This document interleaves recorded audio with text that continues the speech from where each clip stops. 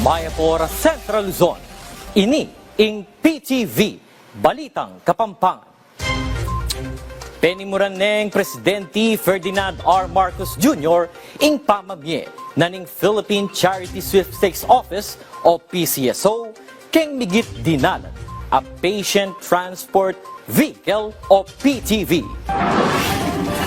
Pemye Noreti ning PCSO karing yaliwang local government units. Segawara ing distribusyon keng Quirino Grandstand keng Manila. Kampenaniti, penimunan nening Presidente ing Childhood Cancer Awareness Month celebration keng Philippine Children's Medical Center keng Siyudad Quezon. Tekikyan na neman iti ning kayang pamamunta keng inaugurasyon na ning bayong Urgent Care and Ambulatory Service keng Philippine Heart Center. Layo na ning mesabing aktibidad, ang lapit siya ing pamanatad keng serbisyong medikal para kareng sabla